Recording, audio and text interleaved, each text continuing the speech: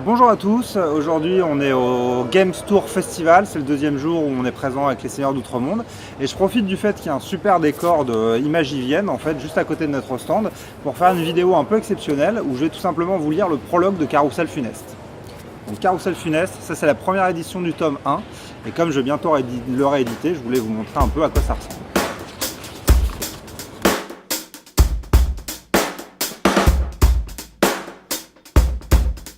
Soufflant sans but dans les rues désertes de Saint-Ouen, le vent vint chatouiller la fourrure sombre d'un gros chat errant assoupi sur le toit d'une énorme voiture familiale. La bourrasque charriait avec elle des éclats de voix qui firent dresser l'oreille de l'animal. Il était tard, et le vendredi soir avait depuis peu cédé sa place au samedi. Les rues s'étaient quant à elles vidées depuis bien longtemps, laissant le vieux Matou seul, plongé dans de félines rêveries bien méritées que cette agression sonore tendait à gâcher. Le bruit se rapprochait, pénétrant ostensiblement sur son territoire.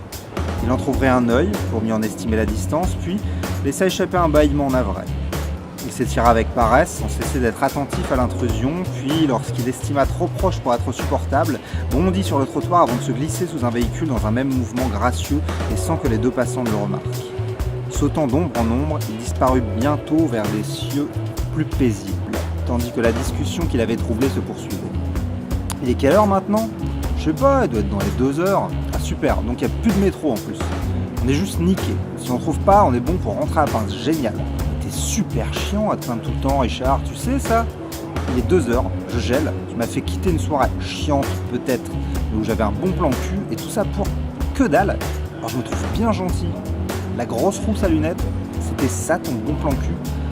Elle était pas grosse, pas trop. Puis merde, c'était toujours mieux que dalle. Mais pas que dalle, putain, c'est sûrement la teuf du siècle. Arrête de saouler. Qu'est-ce qui va la rendre si super, ta teuf, Sam ? Tu auras le Père Noël en train de sucer Casimir, Chantal Goya à poil en huile de Nutella ? C'est un plan de William.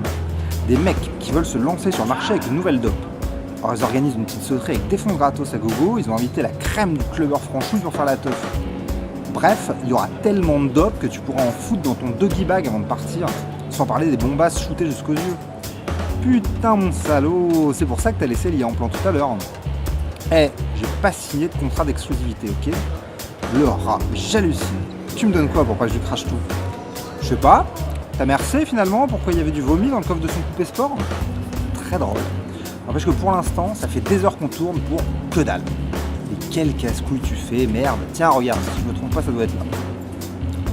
Samuel et Richard avaient tourné dans Saint-Ouen pendant plus d'une bonne demi-heure avant de rejoindre enfin la zone industrielle. Là, ils avaient encore dû chercher un bon quart d'heure avant de faire correspondre le plan dessiné à la hâte sur une serviette en papier qu'ils avaient à la main avec le monde réel. Pourtant, ils arrivèrent finalement devant un entrepôt massif gardé par de lourdes grilles métalliques et relativement isolé d'où s'échappait le beat syncopé d'une musique techno étouffée par d'épaisses cloisons métalliques. Samuel avait la vingtaine, grand, charismatique.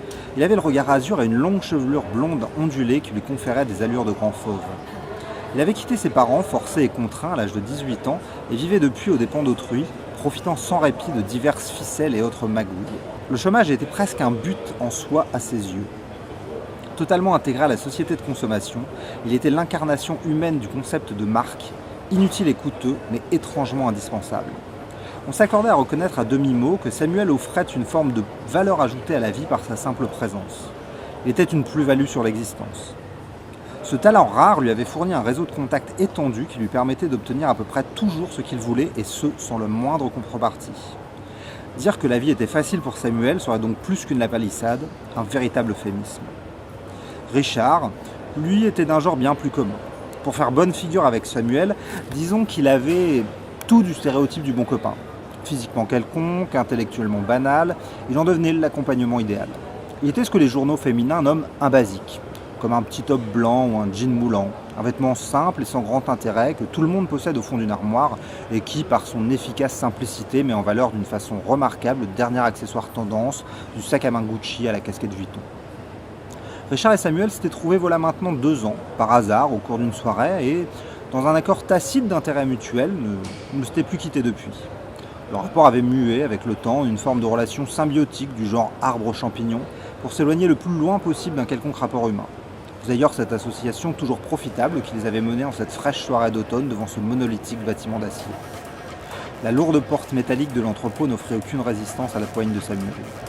Un épais brouillard âcre, mélange écœurant de fumigène, de sueur, de tabac froid et d'un je ne sais quoi d'animal se répandit par l'ouverture, lécha leur corps de façon presque obscène et les submergea tandis que les sons stridents d'une techno survitaminée vinrent les lacérer comme autant de petites dents aiguisées. « C'est bon, on peut laisser éclater sans que tu te plaignes » hurla Samuel à son ami avant de passer la porte. « Ouais, n'empêche c'est chelou, vous avez même pas foutu un videur dans la porte, sur les moyens sérieux. » Samuel ne prit même pas la peine de répondre, il avait eu sa dose de jérémiade pour la soirée et ne songeait plus qu'à s'amuser. La salle qui s'annonçait immense de l'extérieur ne se découvrait qu'en partie à la lueur de quelques spots rouges perçant l'obscurité.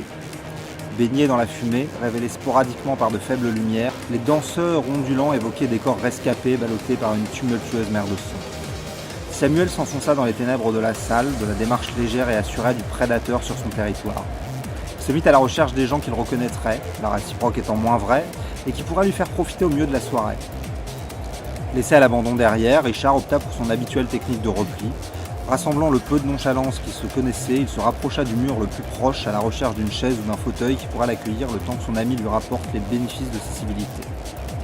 L'atmosphère était moite, la chaleur étouffante, et Richard progressa lentement, ses semelles se décollant avec peine d'un sol que la fête, avec l'évidence aussi chaude que l'avait inventé Samuel, avait rendu visqueux.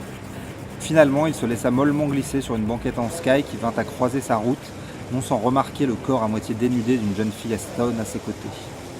Ses yeux parcoururent les jambes interminables de la belle, en longèrent jusqu'à la moindre courbe, en savourèrent le galbe et jaugèrent de leur douceur sans oser s'aventurer au-delà de mi-cuisse.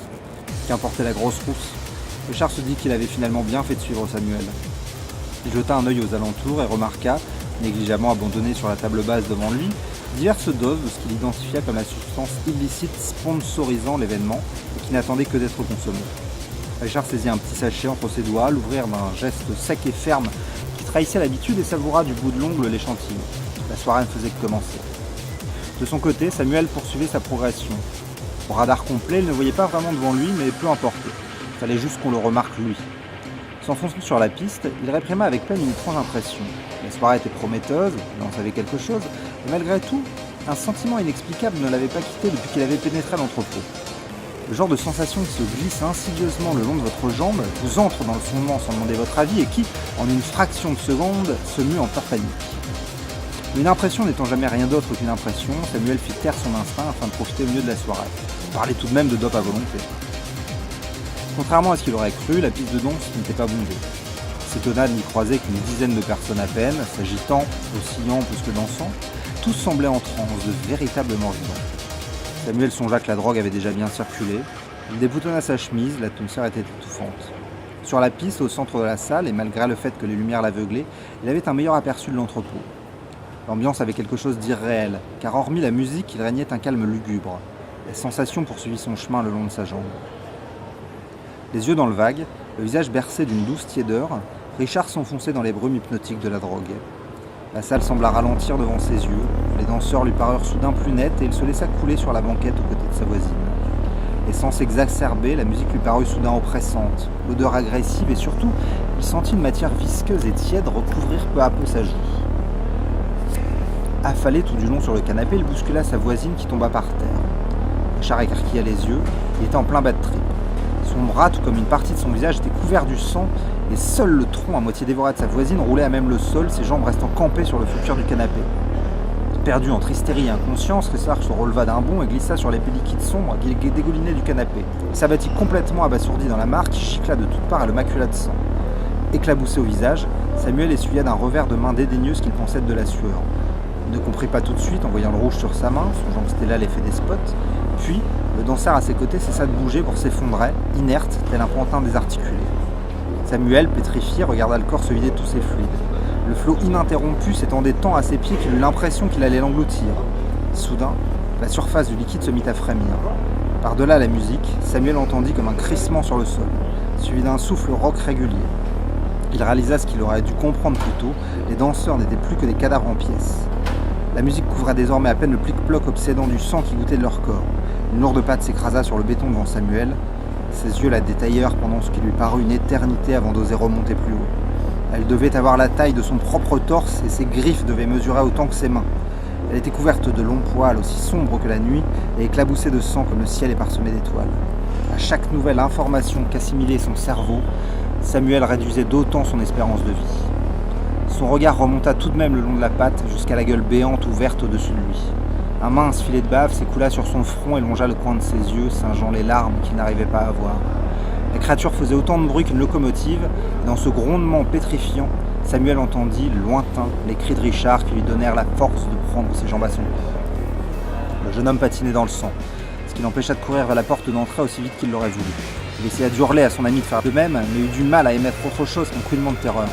L'animal, surpris par la combativité de sa proie, laissa quelques mètres se creuser entre elles et lui avant de réagir. Il la rattrapa pourtant d'un bond d'une longueur prodigieuse, se recevant dans un jaillissement de sang qui recouvrit Samuel. Celui-ci paniquait complètement. Il pataugeait dans les fluides humains jusqu'au cou et faisait des pieds et des mains pour retrouver son équilibre et reprendre sa fuite. Il réussit toutefois à donner à son corps l'impulsion nécessaire pour prendre son nouvel élan. Les crocs du monstre claquèrent dans le vide à quelques centimètres de son pied. Plus de la moitié du chemin qui l'espérait de la liberté venait d'être franchi. Il glissa plus qu'il ne courait et zigzaguait au hasard pour éviter les coups de dents et les blattes rageurs. Il donnait tout ce qu'il avait et sa confiance augmentait à mesure que la distance le séparant de la porte se réduisait. Richard, plus proche de la porte, avait, malgré la terreur, mis à profit son avantage et n'en était plus qu'à quelques mètres lorsque les crocs de la créature se refermèrent sur la chair de Samuel.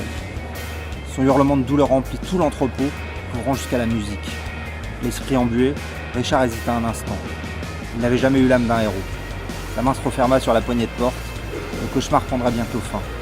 Pour lui, tout le monde. Voilà, c'était donc le prologue du premier tome de Carrousel Funeste. Si ça vous a plu, n'hésitez pas à partager la vidéo. Et surtout, n'hésitez pas à vous rendre sur le Ulule que j'ai lancé aujourd'hui et qui va me permettre non seulement de réimprimer donc, le premier tome de Carrousel Funeste, mais surtout de sortir le deuxième tome, puisque c'est une trilogie, et que j'aimerais bien pouvoir enfin la terminer et vous faire partager ça à tous. Donc je vous remercie d'avoir regardé la vidéo et je vous dis à la prochaine.